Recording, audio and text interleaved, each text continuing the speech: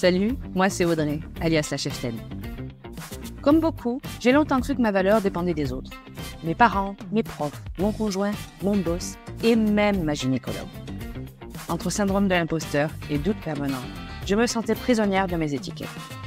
Mais ça, c'était avant. Avant de réaliser que je n'étais pas seule à me traîner tous ces boulets. Et surtout, avant de décider de tout envoyer valser. La cheftaine, c'est un podcast où on parle de ce qui nous freine, mais aussi de ce qui nous inspire. En solo ou avec mes invités, j'ai décidé de secouer le cocotier.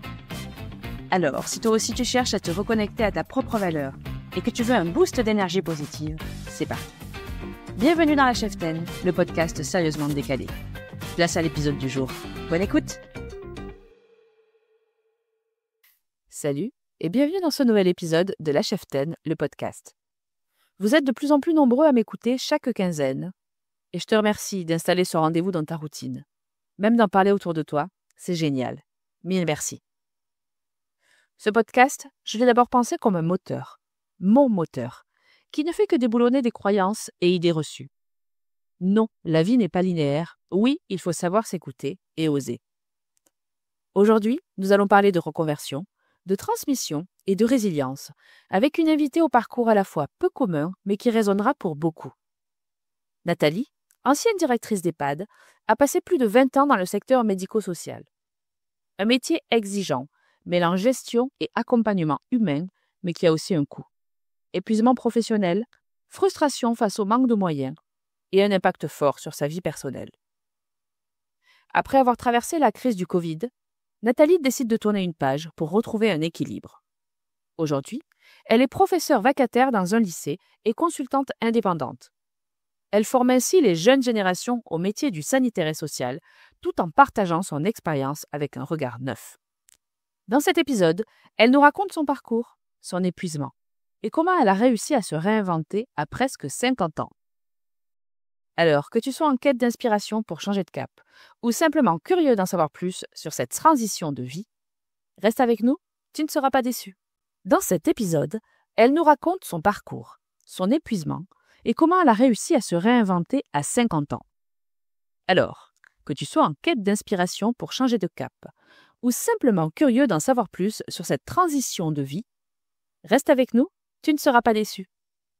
La cheftaine, le podcast, nouvel épisode, c'est parti. Bonjour Nathalie. Bonjour Audrey. Merci d'avoir accepté de participer à cet épisode. Donc Nathalie, on se connaît un petit peu, toi et moi, en parallèle de nos activités respectives. Et ton parcours m'intéresse beaucoup. Tu as connu, engagé pas mal de changements sur ces dernières années. Donc c'est l'occasion d'en savoir un petit peu plus. Donc Nathalie, présente-toi. Dis-nous qui tu es, d'où tu viens et ce que tu fais dans la vie. Alors, moi j'ai 54 ans. Alors, on va faire court parce que c'est sûr que j'ai un parcours qui commence à s'allonger, mais on va dire que ces 20 dernières années, je les ai passées dans le secteur médico-social auprès des plus anciens puisque j'étais directrice d'EHPAD. Donc, j'ai fait un petit peu tous les secteurs pour finir donc sur la région.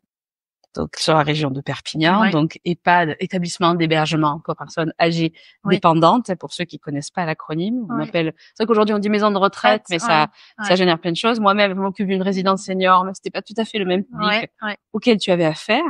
Donc présente-nous un petit peu plus en détail ton parcours professionnel.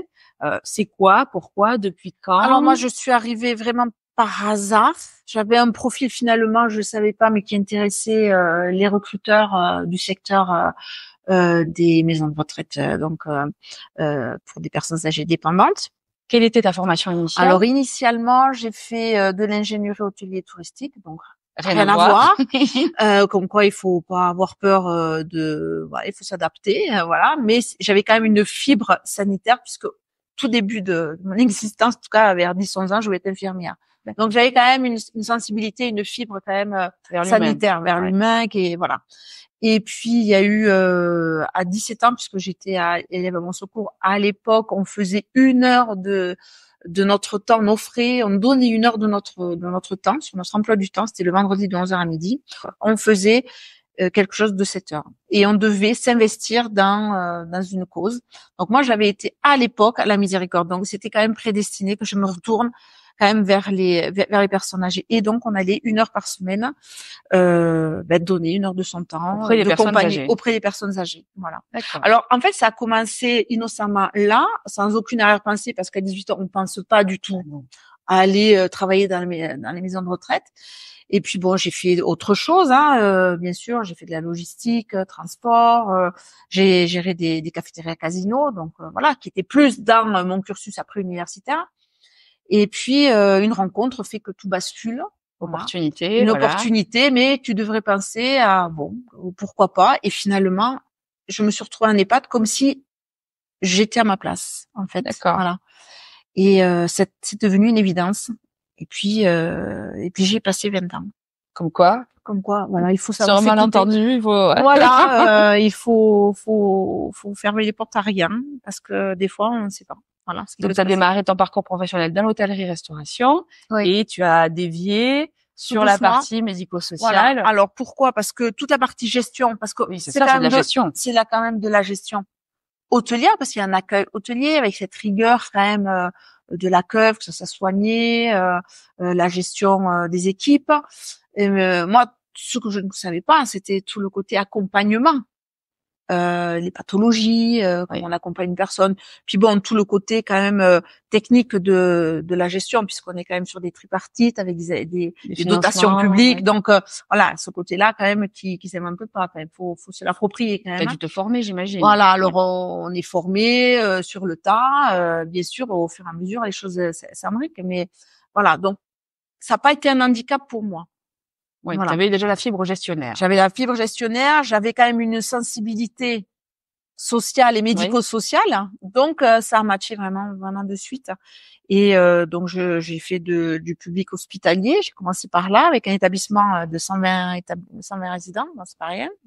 Pour commencer, oui. Voilà.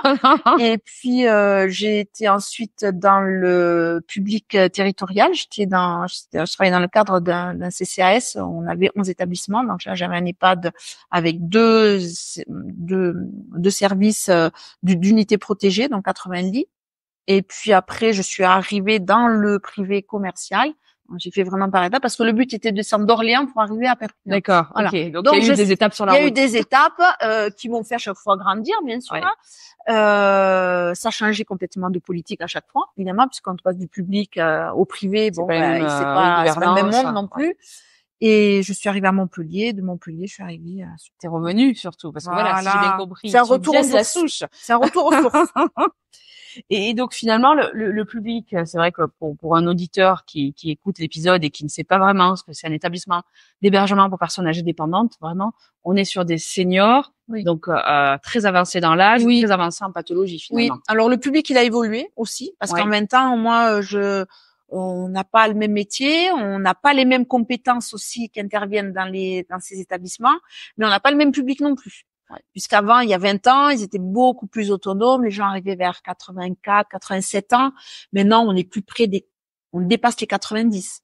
Il est pas rare d'avoir des centenaires qui arrivent, parce qu'on est arrivé au bout du bout, au domicile.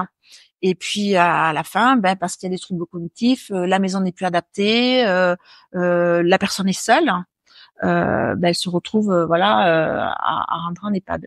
Voilà. Donc les gens arrivent beaucoup plus dépendants et avec plus de problématiques, donc. Avec d'autres problématiques parce qu'ils sont polypathologiques et l'accompagnement il est différent au niveau individuel et aussi au niveau collectif. Oui, donc ton métier a vraiment aussi évolué. Mon métier a changé, le métier des accompagnants et des soignants aussi. Ouais. Voilà, parce qu'avant, il y a 20 ans, on avait des personnes qui étaient atteintes de troubles cognitifs type Alzheimer ou Parkinson, mais pas aussi avancés. Maintenant, on voit que l'espérance de vie fait que les pathologies avancent aussi et on est confronté des fois à des situations d'agressivité qu'on n'avait pas avant, parce que les gens ont cette espérance de vie qui augmente et donc les problématiques aussi. Ça va avec, évidemment. Voilà. Et donc, en tant que directrice d'EHPAD, au quotidien, qu'est-ce que tu faisais? Qu'est-ce qui te prenait le plus d'énergie? Qu'est-ce qui te motivait le plus? Alors, décris-nous une journée type. C'est difficile, une journée type, elle n'existe pas. Oui. Parce que tous les jours, on écrit on écrit un chapitre et tout est blanc. Voilà. Alors, on sait à quelle heure on arrive, on ne sait pas du tout à quelle heure on part. Et dans quel état. Et ce qui va se passer dans la journée non plus. Parce que généralement, ce qu'on a prévu, on ne le fait pas. Parce qu'il s'est passé X choses voilà, des situations improbables, des imprévus, ça c'est tout le temps. Alors au niveau technique, ça peut être des ascenseurs qui marchent pas, il faut reconditionner et recomposer l'équipe en mettant en place une autre organisation parce que on peut plus apporter les repas, on peut plus descendre des résidents, enfin de suite ça change tout. Je partage le vécu. Voilà. L'ascenseur qui tombe en panne. Voilà. Il manque des salariés le matin, donc voilà, va falloir recomposer aussi l'organisation de la journée parce que ce qui ne change pas par contre c'est la mission quotidienne qu'on se doit de faire aux résidents tous les jours. Ça par contre ça ne change pas. Mais la façon de le faire, oui, ça change. Voilà, il peut y avoir des problématiques techniques. Il y a plus de chauffage, il y a plus d'eau chaude parce que voilà, il s'est passé. La livraison repas est arrivée en retard. Voilà, on n'a pas les livraisons de produits d'incontinence qui sont arrivés, donc il faut toujours être attentif à ça, avoir des stocks tampons. Enfin voilà. C'est au quotidien, c'est difficile de lister toutes les tâches que l'on fait parce que généralement on fait un mail à 8 heures du matin, à 5 heures du soir, on se dit mais je n'ai toujours pas envoyé ce mail qui aurait dû déjà partir depuis ce matin parce qu'on a été coupé en permanence. Ça, par contre, c'est épuisant. Oui. Parce que on ne peut pas être pleinement. On a plusieurs cases ouvertes dans le cerveau et on jongle en permanence d'une case à l'autre parce qu'on ne peut pas finir la tâche parce qu'il manque quelque chose. Donc on en commence une autre, puis on revient, on rebondit. En fait, c'est toute la journée comme ça. Donc, on ne peut pas être endormi, hein. C'est pas possible. Voilà. Il faut être très dynamique et faire preuve de courage aussi parce que ça demande vraiment beaucoup d'investissement. Donc, c'est un métier au sein du pas, mais il faut apprendre à gérer les frustrations, on va dire. Et les frustrations, les priorités, qui sont toutes priorités, mais il faut prioriser la priorité des priorités. Oui, mais c'est palpitant, hein. C'est vraiment, moi, j'ai adoré ce métier, hein. Et qu'est-ce qui a fait justement que tu as commencé à ressentir cette envie de changer d'horizon parce qu'à aujourd'hui, tu ne fais plus ce métier-là. Voilà, j'ai changé de vie. Voilà, j'arrive sur le dernier tiers dit de ma vie professionnelle et c'est bien aussi de changer, de retrouver un peu de calme dans sa vie aussi parce que quand on est à 3000 à l'heure, dans sa vie personnelle aussi, c'est impactant. Ça impacte ceux qui vivent avec vous, hein. Petit à petit, au bout de les 3 dernières années, c'était compliqué. De toute façon, on a des difficultés dans le secteur médico-social. Nous, on tire la sonnette d'alarme depuis des années, mais ça devient de plus en plus compliqué pour le recrutement, pour fidéliser le recrutement, le manque de moyens mis à disposition parce qu'on a envie de faire correctement ce métier, on a envie d'accompagner correctement les résidents et ne serait-ce que on essaye de faire au mieux. Les équipes font au mieux avec les moyens qu'elles ont. Elles sont énormément investies, mais les soignants sont frustrés, mais les directeurs aussi sont frustrés. Bien sûr. Parce que on sent qu'on pourrait faire mieux, mais qu'on n'a pas les moyens de faire mieux. Voilà. Alors le manque de recrutement fait qu'aussi si tu fais le boulot de 4 à 2, ça coince, hein. Automatiquement on fera pas le boulot qu'il faut, mais on n'arrive pas à se mettre en mode projet, en équipe, hein, et construire vraiment un accompagnement cohérent avec tout le monde. Voilà. Et ça c'est frustrant pour tout le monde finalement. Voilà. Et le Covid a eu un impact aussi dans tes réflexions parce que tu as vécu le Covid dans l'établissement. On a vécu bien sûr le Covid, un truc qu'on n'aurait jamais pensé vivre de son vivant. Tu es devenue directrice de prison en 24 heures. En 24 heures et encore moi j'ai fermé une porte un peu plus tôt parce que je sentais la vague arriver et on avait des masques, on avait un peu de manugel, mais on n'était pas équipé pour tenir un siège quoi. Donc et là on savait pas trop jusqu'où ça allait aller. Donc on a eu de la chance, on n'a pas eu de Covid, on n'a pas été impacté par des décès massifs parce que ça, si on avait eu ça en plus à vivre, ça aurait été difficile. C'est un établissement de combien de lits? Alors 78 lits. Oui, donc quand même tout le monde se connaît. Tout le monde se connaît. Ouais. On a fait et c'était une décision d'équipe de ne pas prendre de CDD en cas d'absence, c'est-à-dire de s'auto-gérer. De pas faire entrer des facteurs de risque supplémentaires. Non, parce qu'on savait que les CDD qui tournaient allaient dans d'autres établissements où il y avait des Covid, donc potentiellement ils pouvaient être asymptomatiques et faire rentrer un peu le virus à l'intérieur. Donc on s'est dit bon, déjà nous ça va être difficile parce qu'on va aller à l'extérieur, on va aller faire des courses. Potentiellement, on peut aussi être ramené, mais on avait fait vraiment des choses très très drastiques. Mais donc on a fait ce choix-là. Alors bon, pas bon. En tout cas, nous on s'est préservé.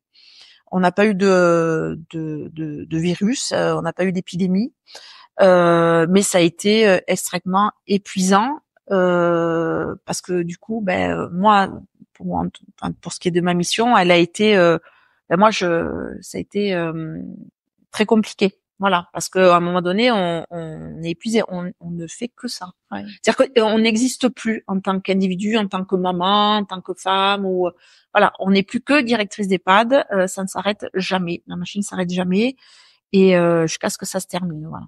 Et on a un épuisement qui est normal. De toute manière. Et encore, comme tu dis, toi, tu as pas eu à subir effectivement la vague épidémique dans ton établissement. Il y a d'autres collègues qui ont carrément mis les résidents dans les sacs mortuaires. Il y a cet aspect-là. Ah oui, c'était vraiment pas de siège quand tu entends ce mot. C'est vraiment. Mais nous, on voulait pas vivre ça, parce j'avais aussi quand même des salariés qui avaient dans leur entourage proche des conjoints qui étaient malades, qui avaient des graves maladies. Potentiellement, ça pouvait être dangereux pour eux aussi. Donc, vraiment, ça a été voilà, on a décidé en équipe qu'on rentrait sur ce schéma-là. Alors, il y en a qui sont restés H24, qui sont pas rentrés chez eux, on n'est pas rentré là-dedans. Mais voilà, j'ai donné des masques pour préserver les familles quand ils allaient faire des courses. Enfin, on a fait au mieux pour essayer de protéger aussi la cellule familiale des salariés. Bien sûr. Bon, ça s'est pas passé. Enfin, je veux dire, il est pas rentré. Bien sûr, il y en a qui disent qu'on a été trop voilà, toujours des détracteurs qui disent qu'on a été trop rigide, voilà. Bon, après il y a ceux qui étaient super contents parce que finalement leur papa et leur maman ont été préservés de ça. Bon, à un moment donné, on fait ce qu'on peut. On essaie de trouver la meilleure solution pour préserver tout le monde. Parce qu'au début, quand on savait pas trop, quand on voyait tous les gens intubés, on savait pas trop où ça allait, on se demandait mais qu'est-ce qui se passe? Quand il n'y a pas de test, il n'y a pas de vaccin, on ne sait pas trop la finalité de l'histoire. Oui, les années 2020, 2021, avant qu'il y ait le vaccin, c'était vraiment l'année mensonge. Voilà, donc quand on ne sait pas, on fait un peu, on est un peu strict. Voilà, c'est vrai. On a vécu quand même, on s'en souvient plus. Je vois les gens, ils sont grippés, ils mettent plus le masque alors qu'ils devraient le mettre. Mais on a vécu quand même un sacré truc. Et donc tout ça a pesé, j'imagine, donc dans la balance de cette amorce. Quoi. Oui, parce que ça faisait déjà 2-3 ans où je manquais d'énergie, où voilà, on manque de souffle. On est toujours dans du régalien, c'est-à-dire trouver des salariés, trouver des problèmes RH. Difficile de construire des projets. En fait, c'est ce qui est stimulant, c'est de construire des projets avec les équipes. Si on est toujours dans cette spirale, trouver des gens, trouver un jour des infirmières, continuité du service. Voilà. En fait, on sort pas de ce schéma-là. C'est épuisant. Au bout d'un moment, on tourne en rond. Voilà, on fait le quotidien. Mais ça fait pas vibrer le quotidien. Ça fait pas vibrer. Et puis on se dit derrière, il y a des résidents qui entendent peut-être autre chose. Voilà. Donc oui, ça et puis le Covid a fait qu'à un moment donné, dans ma vie de femme, j'ai dû confier mon fils à mes parents pour qu'ils le gèrent parce que c'est pas possible, on peut pas être partout. Je suis pas superwoman. Et puis je me suis dit mais il faut absolument que je reprenne de l'oxygène. Voilà. T'es au bord du précipice. Voilà, il faut s'arrêter parce que peut-être que ça impactera ma santé et il vaut mieux s'arrêter avant. Donc oui, j'ai été épuisée, même si j'ai adoré ce métier, franchement, et je trouve que c'est un métier passionnant. Mais à un moment donné, voilà, j'avais fait 20 ans, je me voyais vraiment pas aller jusqu'à la retraite. Même s'il n'y avait pas eu le Covid, j'aurais eu du mal à aller jusqu'à la retraite. Tu te projetais plus dans ce métier? Non, jusqu'à la retraite, ça aurait été compliqué. Donc voilà, donc maintenant 54 ans, oui, il a fallu prendre une décision et je le regrette pas. Et donc du coup, tu as un peu discuté de ce projet de transition avec ton entourage. Oui, ça les inquiète évidemment, ça les inquiète parce qu'ils se disent oui, mais bon, tu as quand même un salaire confortable, un statut, tu vas tout casser. Oui, effectivement, il faut savoir à un moment donné dire oui, je vais tout faire exploser. Je remets tout en cause. Voilà, et se dire mais qu'est-ce qui est important finalement? De continuer sur la même lancée et passer à côté de sa vie perso finalement, ou se dire maintenant ça fait J'ai arrêté mes études à 25 ans. Donc j'avais 52 à l'époque, 51. Je crois que j'ai bien bossé quand même, hein. Même si voilà, j'ai fait beaucoup d'heures, je me suis beaucoup investie, j'ai fait beaucoup de choses. Ben, peut-être que j'ai envie aussi de penser un petit peu à moi maintenant, en mettre au centre un petit peu. Donc, voilà, parce que à force de donner, à un moment donné, on a besoin aussi un peu de faire une pause et de se ressourcer. Il y a un adage que j'aime bien employer, c'est qu'avant de s'occuper des autres, il faut déjà apprendre à s'occuper de soi. Ah oui, il faut s'occuper de soi. Sinon et là, j'avais tout donné là. Voilà. Et aujourd'hui, est-ce que tu veux bien nous dire qu'est-ce que tu fais bien de sûr. Alors en fait, c'est venu vraiment par hasard. Je suis restée, on va dire 5 mois où vraiment là, j'étais en pause mais totale. D'accord. C'est-à-dire qu'il a fallu que je m'arrête. Physiquement, physiquement, c'est-à-dire que mon cerveau ne suivait plus. D'accord. Voilà. Un peu un burn-out quelque part. Oui, un épuisement professionnel. Je pense qu'on était plus là-dedans. J'étais pas en stress à venir au travail avec une boule au ventre, mais j'étais épuisée. C'est-à-dire que je n'avais plus d'énergie pour conduire aussi les équipes. Et c'est plus la locomotive. Non. Et là, c'est pas possible parce qu'il y a du monde derrière qui attend de l'énergie. Hein. Donc bon, le temps, il y a eu plein de concours de circonstances qui ont fait qu'à un moment donné, cette pause c'était nécessaire. C'est arrivé et il a fallu 5 mois pour que je refasse surface, mais un petit peu surface. Hein. D'accord. C'est-à-dire que physiquement, je dormais beaucoup, je n'arrivais pas à lire un livre. Hein. D'accord. Oui. Quand je dis oui, il fallait vraiment, je partais de loin. Donc retrouver un peu le marcher dans la nature, retrouver un petit peu de bien-être dans mon corps, des nouvelles sensations. Il a fallu 5 mois, j'étais encore programmée dans ma tête. Hein. Mais là, les équipes elles font ça. Ah là, mais ça c'est ça. Vous voyez, toute la journée, tu pensais à ce que faisaient les collègues à l'établissement. Voilà, c'est ça. Et ce que j'aurais dû faire et comment c'est mardi, je ne travaille pas. Pour moi, c'était pas possible. D'accord. J'en étais à culpabiliser presque de ne pas travailler. Donc il a fallu à un moment donné arriver à faire le deuil de tout ça. Quand même, ouais. Ouais. Ah oui, parce que quand on est englué là-dedans pendant des années et les dernières années ont été pratiquement très, où j'étais très très investie. Parce que tu t'es arrêté, c'était 2022, 2023. C'était octobre 2021. Octobre 2021, donc on était en plein dedans. Quoi. Ouais, voilà. Et donc là, il a fallu dans mon cerveau, ça a mis du temps. Ouais, ça a mis du temps. Ça se fait, hein. Et alors à partir de 5 mois, on retrouve un peu plus de vitalité cognitive, on va dire ça. Oui, alors après, moi j'avais des outils parce que je fais de la méditation, voilà. Donc tu t'es quand même un petit peu pris en main. Voilà, je me suis pris en main. Petit à petit, j'ai dit qu'est-ce que je pourrais faire derrière, qu'est-ce que je peux faire, parce que c'est des sujets de conversation que j'avais avec mes collègues, hein, à me dire et qu'est-ce qu'on pourrait faire après. Et on savait pas. Ouais, c'était le vide. On savait faire que ça, quoi, finalement. Ouais. Et finalement, je me suis tournée vers la formation. J'ai lancé une bouteille à la mer. Je dis putain, j'en bois. Voilà, une candidature spontanée. Et le dimanche et puis le lundi, on m'a appelé et je commençais une semaine après. Voilà. Ah oui. Donc, il y a eu un alignement de planètes qu'il y a eu un départ. Moi, je suis arrivée là-dessus, puis ça a matché. Ça correspondait à ce que j'avais fait. Voilà. Donc j'ai commencé avec 7 heures de cours, voilà. Donc c'était pas beaucoup. Et puis maintenant, je suis à 12 heures de cours par semaine. Alors, au lycée, donc à voilà, à Perpignan. Et donc sur des post-bac, hein, sur des BTS. Et finalement, je me dis, mais finalement, c'est très bien. Je suis dans la transmission. Je vais pouvoir transmettre mon expérience à des jeunes, voilà, qui sont au début de l'histoire, qui des fois ne savent pas trop où ils vont. Ils prennent ça, mais je leur dis, mais c'est pas grave, faites une filière, mais vous pouvez très bien bifurquer sur autre chose. Voilà, je suis l'exception qui fait la règle. Il y en a toujours une qui ressemble pas aux autres. Moi, j'ai un parcours universitaire complètement atypique par rapport à ma carrière que j'ai pu faire, professionnelle. Et je me régale de ce contact avec les jeunes. Ça me change du public, du coup. On est passé oui, du dernier rang au premier, quoi. Voilà. Enfin, au premier, au niveau du lycée, c'est quand même 15-20 ans, voilà. j'imagine. Voilà, on est sur des gens qui ont 18 ans, ils sont post-bac. Alors, c'est vrai que ça met un peu, voilà, on est dans la jeunesse et c'est d'autres problématiques. C'est d'autres problématiques, mais je trouve qu'ils sont attentifs et voilà, c'est sûr qu'il y a des fois des choses qui font sourire, mais ils sont à l'écoute quand même de professionnels, d'anciens professionnels, c'est bien ça.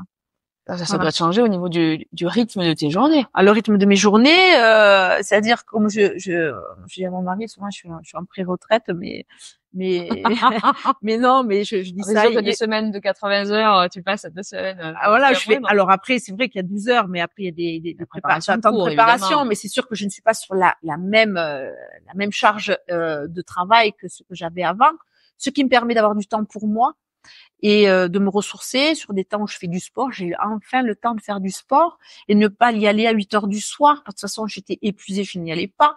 Donc, j'y vais dans la journée. Donc, j'ai des après-midi où je peux aller faire du sport. Et ça, c'est quelque chose qui est, pour moi, salvateur. Parce que finalement, je pensais pas que je pouvais faire autant de séances de sport, mais si. C'est possible. C'est possible, mais quand on a le temps et quand on n'est pas épuisé surtout, voilà, moi j'avais plus de jus, et entre midi et 2, c'était pas possible. J'ai essayé, j'ai pas tombé. Non.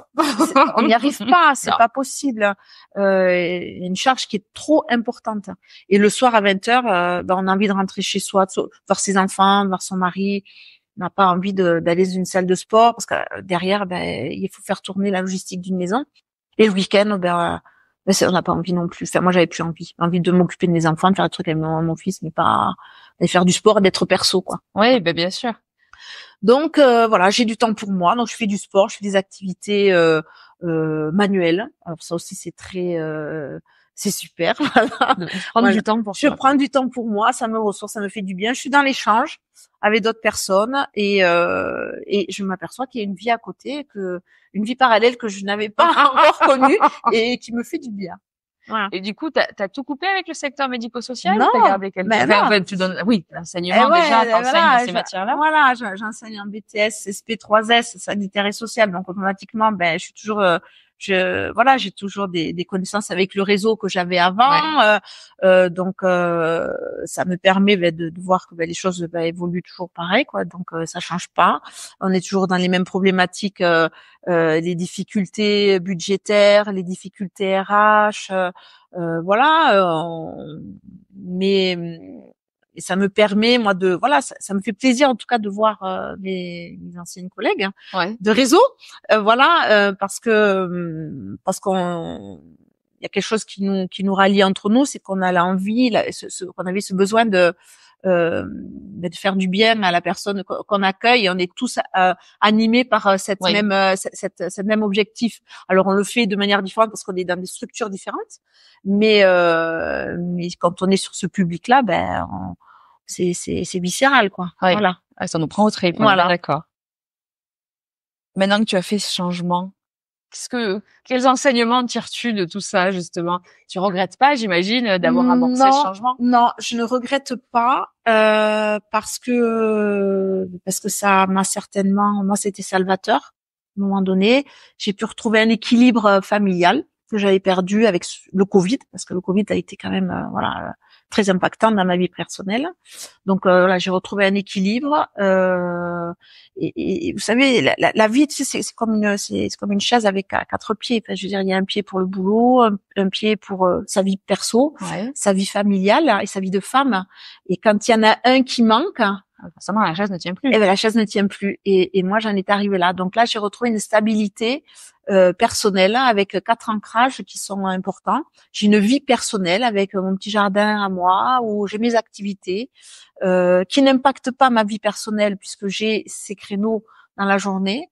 Et j'ai une vie professionnelle. Je peux être maman, je peux être aussi épouse. Voilà, donc tout est aligné. Tout est aligné. Parce que outre le fait que je fais aussi ça, je fais aussi des audits qui me permettent aussi de garder un lien quand même médico-social. Donc je fais des évaluations quand même, des évaluations externes qui me permettent d'avoir, on ne fait pas un audit, on est plus dans des évaluations, on est plus dans du conseil.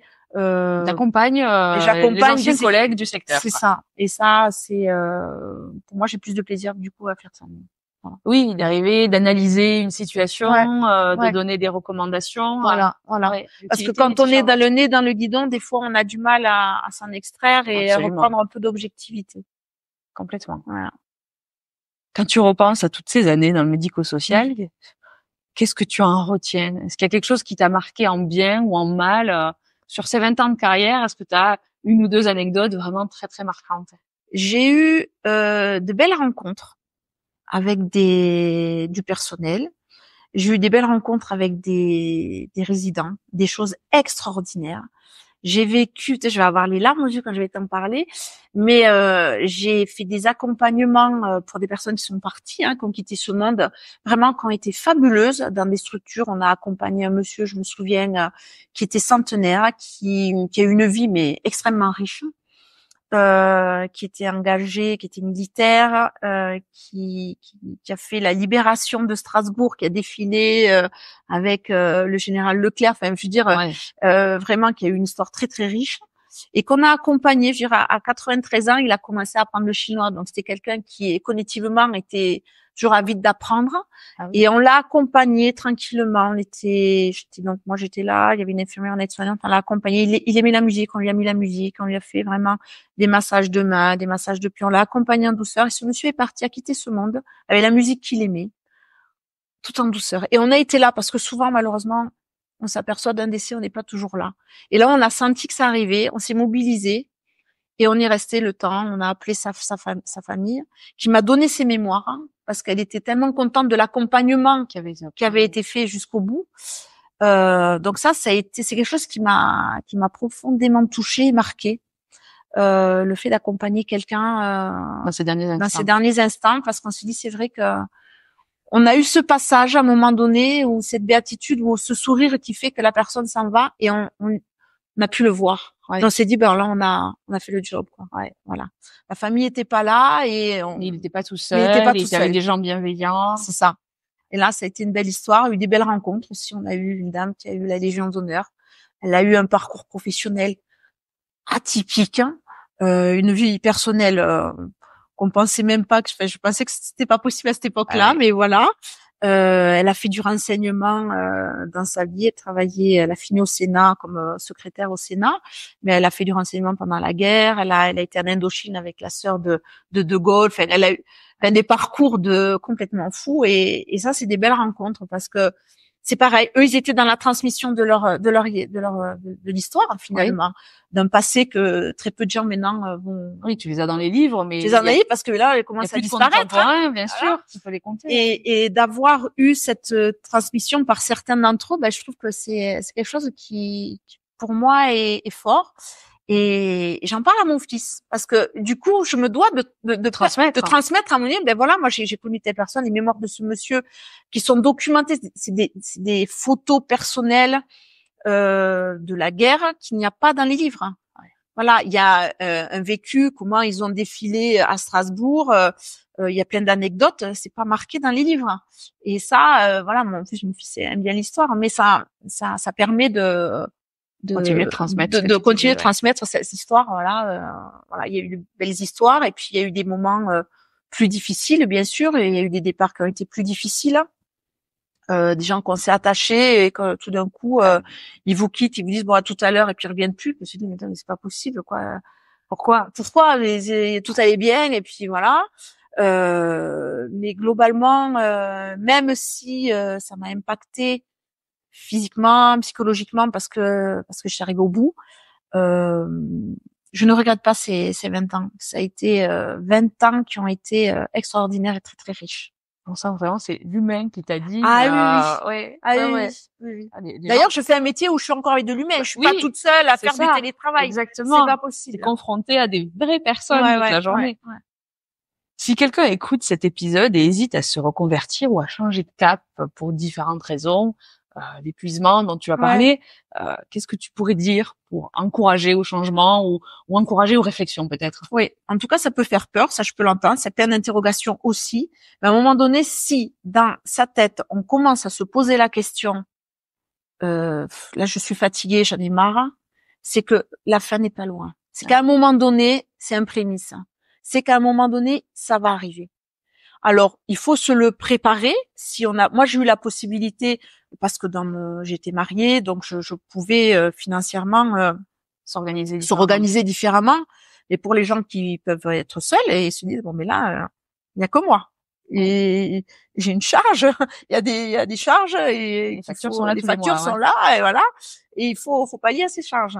Donc il faut le préparer, il faut peut-être l'anticiper avant que ça soit une situation de rupture et là où ça va se faire de toute manière. Donc anticiper, mais il faut savoir s'écouter, je pense. Parce que c'est des métiers de passion, on n'est pas là par hasard, et que quand on arrive au bout, on le sent, et on essaye de se voiler la face, non mais il faut que je continue, allez je me lève le matin, j'y vais. À un moment donné, ça vous rattrape. Ça va coincer. Ah, ça va coincer. Alors ça peut prendre des années, hein. Oui, mais dès que le mais si la réflexion est déjà là, s'il y a un doute, il n'y a pas de doute, ça va arriver. C'est que quelque part peut-être qu'il faut faire différemment ou envisager autre chose ou voilà. Moi, je pense qu'on a la chance de pouvoir changer de métier. Et maintenant, je dis aux élèves que elles vont faire plusieurs métiers. Oui. Voilà, c'est plus un tabou de changer de métier. Et je trouve que c'est une richesse parce que ça permet de relancer une dynamique professionnelle, d'avoir d'autres horizons, d'avoir d'autres objectifs, de faire autre chose, de s'enrichir, de continuer à s'enrichir. Parce que moi, quand je vois les élèves, voilà, c'était tout nouveau. Il a fallu préparer les courses et voilà, on se remet en question, on se remet en selle sur un autre projet et puis on y va, quoi. Donc, moi, je trouve que ça rebooste. Ça redonne de l'énergie. Et la première fois que tu es rentrée dans une classe, justement, est-ce que tu as eu ce petit pincement, ce petit trac Alors, un petit peu, on va pas se mentir, hein, parce que bon, quand c'est tout nouveau, on se dit est-ce que je vais être à la hauteur, parce qu'on n'est pas un prof issu de l'éducation nationale, on est formateur, donc on arrive avec notre passé, on arrive avec nos automatismes de directeur où on a l'habitude de parler au personnel, à faire des formations, à les accompagner, voilà. Mais là, c'est différent. Là, on est dans un apprentissage, donc il faut bien sûr bien, en tout cas, savoir se remettre en question, savoir est-ce que le message est bien passé, comment ils l'ont perçu, parce que c'est notre génération, et il faut savoir composer avec cette nouvelle génération qui des fois on a l'impression qu'on n'arrive pas à se comprendre, mais voilà, il faut. Mais bon, moi je trouve que globalement, j'ai un bon public. Voilà. Et la suite maintenant, tu te vois où dans 5 ans? Dans quoi tu te projettes? Alors moi là, écoute, dans 5 ans, j'espère que je continuerai à être formatrice parce que je trouve que ça me correspond. Maintenant, je suis dans la transmission jusqu'à la fin. Moi, je me vois quand même faire ça. Continuer de faire des évaluations parce que ça me plaît. Garder cette accroche et cet ancrage partiel dans le secteur. Oui, parce que je me vois pas quitter et changer complètement. Enfin, voilà. C'est des choses qui m'ont toujours plu.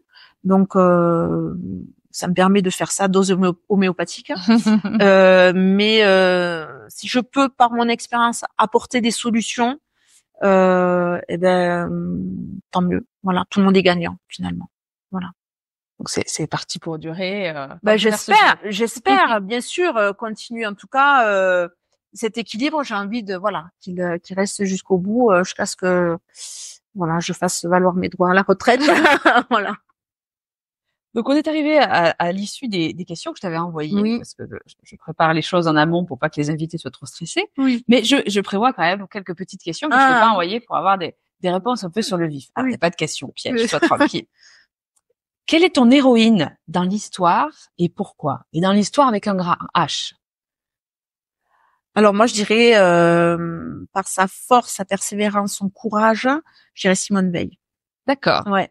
Elle vient régulièrement, c'est vrai que parce que c'est un exemple, je pense, c'est quelqu'un qui est resté humble, qui a su aussi qui a eu une vie de femme, qui a eu une vie de mère. Elle a eu un mari qui a été compréhensif puisqu'à un moment donné, il y a eu un choix aussi dans le couple, savoir qui est en avant, voilà. Donc son mari l'a laissé aussi grandir, mais elle a eu beaucoup de courage parce que quand on voit où elle est passée dans les camps de concentration, quand on en revenait et vu le parcours qu'elle a eu derrière, franchement, c'est quelqu'un de très très fort. voilà, psychologiquement, on est dans la résilience, on est quelqu'un qui a énormément de courage, d'humilité. Moi, je sais pas si à l'heure actuelle, en ayant vécu ce qu'elle a vécu, on soit en capacité de rebondir comme elle l'a fait, pouvoir se reconstruire et mener cette construction professionnelle et de vie de femme qu'elle a pu avoir. Je sais pas. Non, c'est vrai que quand on dit Simone Veil, tout le monde pense à son combat pour le droit à l'avortement, etc. Non, mais on oublie que effectivement, elle est passée par les camps, qu'elle a perdu quand même les 3/4 de sa famille. Et puis bon, il y a tout ce qui la violence du camp, quoi. Oui, voilà. Oui, c'était pas juste la l'horreur, les conditions, les gens qui meurent autour de soi, voilà, la faim. Il fallait déjà être fort physiquement pour pas mourir de maladie ou d'infection parce que voilà, ils étaient dénutris. Et quand on en sort, il faut pouvoir avoir la force de se reconstruire, reprendre ses études. Enfin, c'est pour moi, j'ai l'impression que l'Everest à côté, c'est rien, quoi. Je trouve que c'est très fort. Et donc cette femme, elle, je suis très admirative de son parcours. Quelle faute t'inspire le plus d'indulgence, Nathalie? Quelle faute? Pas forcément une faute RH, hein. Celle qui s'avoue. Voilà. Celle qui s'avoue est pardonnable. Voilà. Je crois qu'il faut savoir être honnête. Donc, quand on commet une faute, il faut savoir se remettre, l'assumer, savoir se remettre en question et se dire voilà, en tirer les leçons et puis avancer. La faute, elle est possible. J'ai peut-être commis des fautes moi de management, hein. Voilà, peut-être parce que j'avais pas l'esprit éclairé ou parce que j'étais fatiguée, j'ai pris une décision peut-être de manière un peu plus impulsive que si j'avais pris plus de recul, je l'aurais pas fait. Peut-être, sans doute. Mais je pense qu'il faut savoir se remettre en question et si on se l'avoue, celui à qui on a commis la faute peut pardonner et se remettre en question pour avancer. Voilà. On sent toujours le plan d'amélioration continue. Voilà, c'est ça. Pour terminer, est-ce que tu as un mantra, une devise, un dicton qui t'anime et que tu aimerais partager? C'est de Simone Veil. L'amour, ça ne se crie pas, ça se prouve. Voilà. C'est bien dit. Voilà. Merci beaucoup, Nathalie, pour ce partage. À bientôt. À bientôt.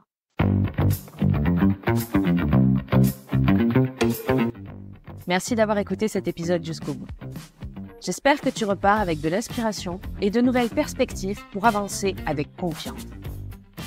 Si cet épisode t'a plu, pense à t'abonner pour ne rien manquer des prochains. Et surtout, n'hésite pas à laisser un avis plein d'étoiles sur ta plateforme d'écoute préférée.